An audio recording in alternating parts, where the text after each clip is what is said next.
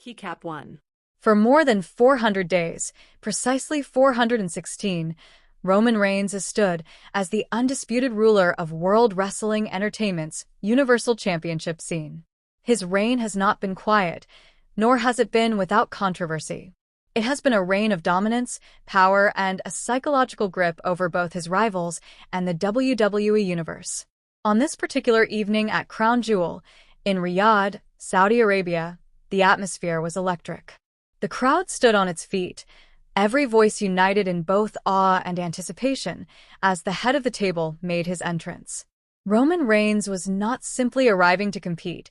He was arriving to defend the empire he had meticulously constructed over more than a year. His entrance was more than a walk to the ring.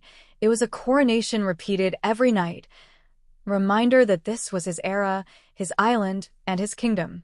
Earlier in the day, Reigns had ignited speculation by sending out a cryptic message on social media, a short but cutting remark that read, "Always know whose business is whose." This left fans and insiders buzzing.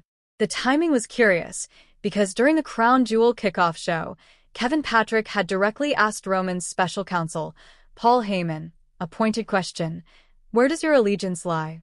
Heyman's response was slippery yet decisive.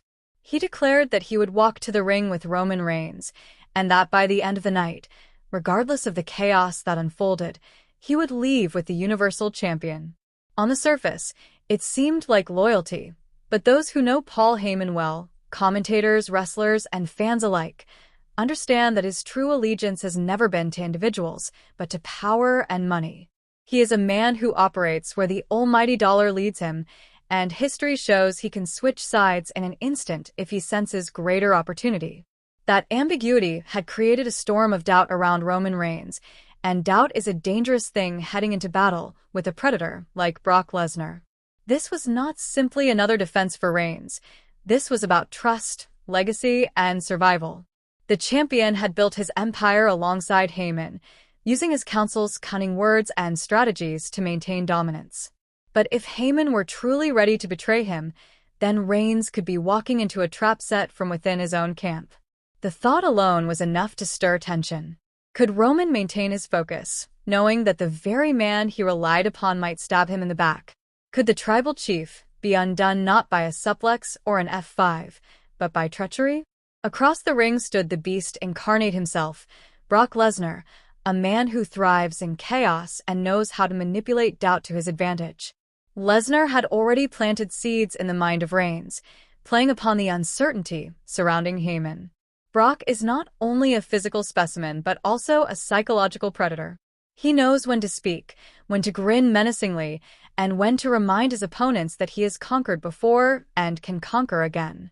Comparing the situation to legendary quarterbacks squaring off, the commentators painted Reigns as today's unstoppable star, but reminded everyone that Lesnar remains the equivalent of a battle-tested veteran who has already written his name in history. Lesnar is a former Universal Champion with a reign of 503 days, the longest in history.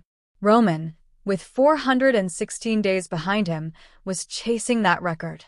To surpass it, he would have to go through the beast himself, a daunting and potentially impossible task. The sight of Brock Lesnar emerging for his entrance was chilling. The music hit, and out walked the alpha male of the human race, as some have described him. Bigger, leaner, and perhaps even more dangerous than the last time fans had seen him, Lesnar looked like a man who had not wasted his time away from WWE. He hadn't been lounging on a couch. He had been sharpening himself like a weapon, hunting with his bare hands, and living a primal life that only made him more feral.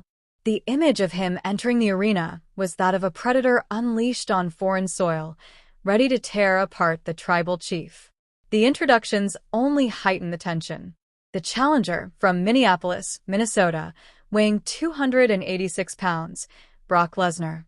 The champion, accompanied by Paul Heyman, weighing 265 pounds, Roman Reigns. The crowd roared as the referee raised the title belt into the air, signaling what was at stake. This was not just another wrestling match. This was the collision of two titans, a battle that could define eras, rewrite records, and change the very shape of WWE's future. The bell rang, and immediately Lesnar lunged at Reigns with his trademark ferocity. Roman, aware of the dangers of getting caught in Brock's grip, did everything he could to avoid being thrown into Suplex City. The opening minutes were chaotic and brutal, with Reigns trying to keep his distance, while Lesnar sought every opportunity to close in. Both men had history with each other. Years earlier at WrestleMania 31, they had clashed in a brutal main event where Reigns attempted to dethrone Lesnar, only for Seth Rollins to cash in Money in the Bank and steal the moment. Back then, Roman was the challenger trying to prove himself, but the roles had since reversed. Now, Roman was the champion, the face of the company, and Brock was the hunter.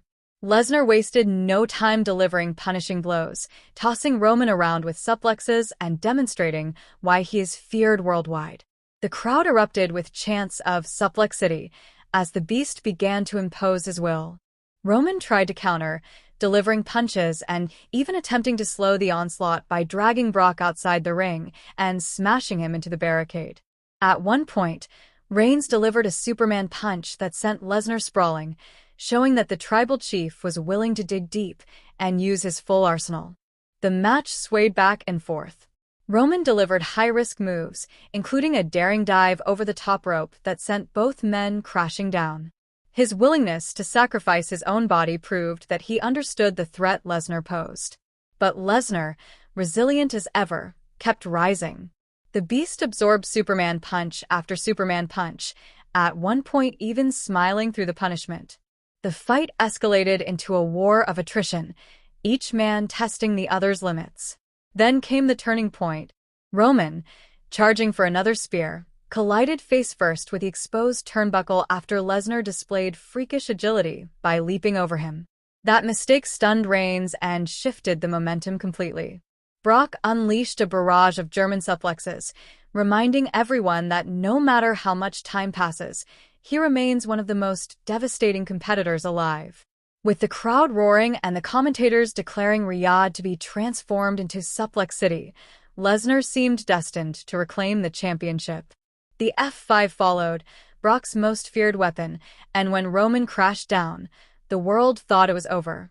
Lesnar hooked the leg, but Reigns somehow, miraculously, kicked out at 2.5. The audience was stunned. Brock himself looked to the heavens, incredulous that the head of the table had survived. Fueled by rage, Lesnar lifted Reigns again for another F5, but this time Roman countered with his guillotine submission. Hanging onto Brock's massive frame, Roman squeezed with all his might, trying to choke the Beast into unconsciousness. For a moment, it looked as though the impossible might happen, that Roman would force Lesnar to fade out. Boo.